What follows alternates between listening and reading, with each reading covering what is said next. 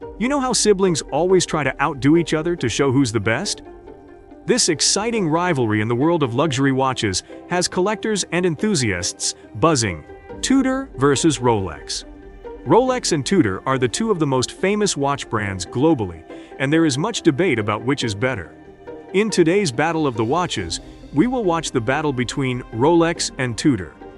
Both brands are renowned for their exceptional timepieces, but the burning question remains, which one reigns supreme? Stay tuned and watch this ultimate face-off to uncover the answer. Welcome to the Battle of the Watches. It's Rolex versus Tudor. In one corner, we have the legendary Rolex, boasting a history that spans over a century and an unparalleled brand reputation. And in the opposite corner, we introduce the rising star, Tudor, renowned for its exceptional timepieces that offer both quality and affordability. Round 1. Brand recognition. Rolex, the heavyweight champ of the watch world, needs no introduction. It's been making waves for over a century, synonymous with luxury, success, and all things prestigious. Meanwhile, its sibling, Tudor, is like the new kid in town. Not quite a household name yet. Tudor was Rolex's ingenious way to explore new markets without encroaching on its own territory. But here's the twist.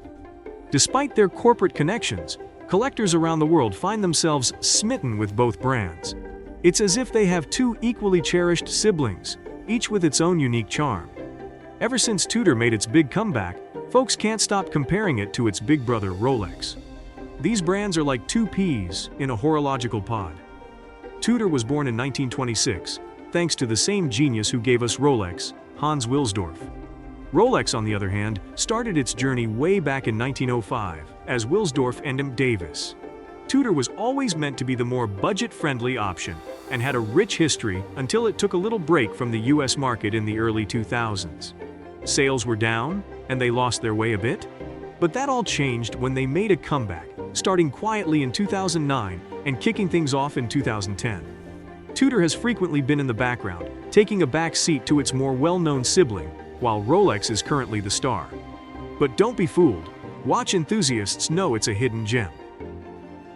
Fast forward to 2017, and Tudor decided it was time to step into the spotlight with a youthful and style-focused image. They even brought in some big names like David Beckham, Lady Gaga, and the New Zealand All Blacks rugby team as ambassadors. Rolex, on the other hand, sticks to its guns, focusing on the watches themselves, with their star-studded testimonies in the shadows. Tudor's watches, besides being fashion-forward, are quality timepieces, thanks to their Rolex roots. Collectors are singing its praises as the smart choice. Historically, Tudor aimed to be the more affordable alternative to Rolex, resulting in some differences between their watches. But lately, it seems Tudor wants to bridge that gap and take on the big brother. The competition in the world of luxury watches is heating up. But for the moment, Rolex is definitely the more well-known brand of the two. So this round goes to Rolex. Round 2. Pricing. Let's talk about money. When it comes to Tudor and Rolex watches, these two have their eyes on different prize pools, and the prices tell the story. When you walk into a store, a Tudor will start at about $2,300, like the ladies' Claire de Rose. But if you're thinking about a ladies' Rolex Oyster Perpetual, be ready to drop over $5,700. Now, here's where it gets interesting. Tudor is the budget-friendly choice. Take the Rolex GMT Master 2 Pepsi, for instance. You are looking at least a $10K investment. Meanwhile, the Tudor Black Bay GMT Pepsi, which looks a little bit similar, is more wallet-friendly, right under $5K. So, if you're hunting for quality without breaking the bank, Tudor's waving you in. But when we head to the auction scene, the gap widens big time. Back in 2018, a vintage Tudor Big Crown Submariner Ref 7924 went under the hammer and fetched a whopping $162,500. Impressive, right? But Rolex takes it to another level. In 2017, Paul Newman's very own Daytona Ref 6329 set a staggering record by selling for $17.8 million. Yeah, that's some serious wristwear investment. Now, in the pre-owned market, both Rolex and Tudor hold their ground. But Rolex, with its brand name allure, often sells for more than its original price. Check this out. A Rolex Submariner 11-1661 LN is rolling around $14,500 in the pre-owned world. Meanwhile, a similar Tudor Pelagos 25-600 TN sits at a reasonable $4,450, not too far from what it cost brand new. So, if you're in the market for a classy timepiece and don't want to empty your wallet, Tudor's got your back. But if you're ready to splash some cash and make a statement, Rolex is the name to drop. You'll likely be spending more, but Rolex is a better long-term investment watch. It all comes down to your style and budget. So this round is a tie between Rolex and Tudor. Round 3. Mechanics and construction.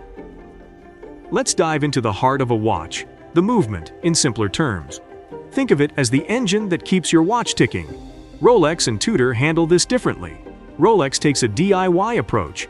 They make their movements in-house.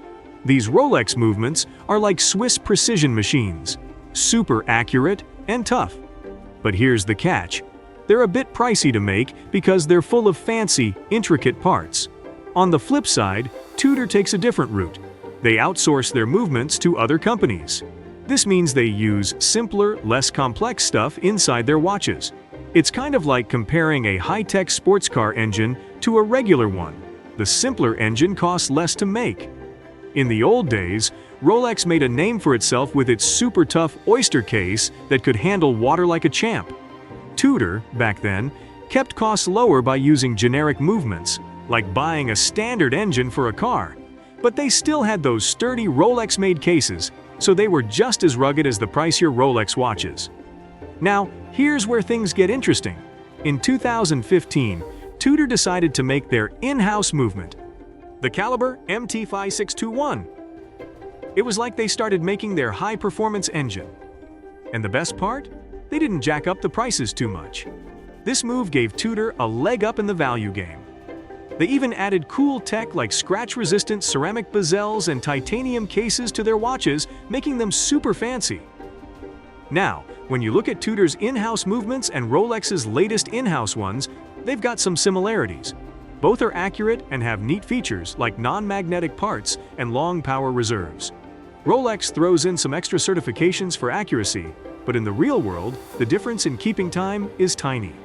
So here's the bottom line. Despite the price tags, Tudor and Rolex movements are not worlds apart in how they perform. It's like comparing two sports cars that both run like champs, even if one has a fancier engine badge. Taking price into account, this round goes to Tudor. Round 4. Style and technology. Let's talk about how Tudor and Rolex like to play around with their watch styles. Think of Tudor as the younger, more adventurous sibling. They've been quite experimental, especially since they relaunched in the 2000s. First up, materials. Tudor gets creative with bronze, titanium, and ceramic for their cases. Rolex, on the other hand, usually sticks with stainless steel or fancy precious metals. When it comes to straps, Tudor offers a bunch of choices. You can go for a metal bracelet or get something unique, like a NATO-style strap with cool patterns. Rolex tends to keep it more traditional with their straps. Color is another area where they differ. Tudor has been all about adding splashes of color to their watches over the years. Rolex is catching up, though. They went bold with greens in models like Kermit and Hulk. And in 2020, they surprised everyone with colorful Oyster Perpetual watches. And I won't even talk about what Rolex did in 2023. That's just insane. Now let's talk about some dive watches. Both Rolex Sea Dweller and Tudor Pelagos are top-notch when it comes to tech. They've got self-winding, super accurate movements with 70-hour power reserves. They also share cool features like scratch-resistant ceramic bezels and tough sapphire crystals. Here's where they differ a bit. They both have helium escape valves, which makes them hardcore for deep-sea diving. But the Sea Dweller goes even deeper, with a 500-meter rating, while the Pelagos can handle less, but it's still impressive. Now, back to style. The Sea Dweller has a touch of vintage charm, with its red text on the dial, while Tudor has been nailing that vintage-inspired look with their heritage line, especially the Pelagos. It's got a slick mix of matte black, cream details, and that iconic red text. Against its titanium case, it's a real eye-catcher. So, when it comes to style and technology, Tudor and Rolex have their own unique flavors. It's like comparing two awesome flavors of ice cream, both delicious, but with their own special toppings. Another tie in this incredibly heated battle of the watches. Let's look at the scoreboard. I can't believe it, but Rolex's younger brother came out of top in this battle. Tudor is the winner here. So, which one is better, Rolex or Tudor? It really depends on what you're looking for in a watch. If you want a luxury watch with a prestigious brand name and timeless design, as well as a great investment, then Rolex is the way to go. But if you're looking for a more affordable watch with innovative features and a variety of styles, then Tudor is a great option. You're bound to find a watch that speaks to your heart. Think about what you want in a watch and which brand speaks to you more. Do you want the classic luxury of Rolex or the modern appeal of Tudor? Let me know in the comments, and make sure to hit that like button and subscribe to our channel for more luxury watch videos. Thank you for watching.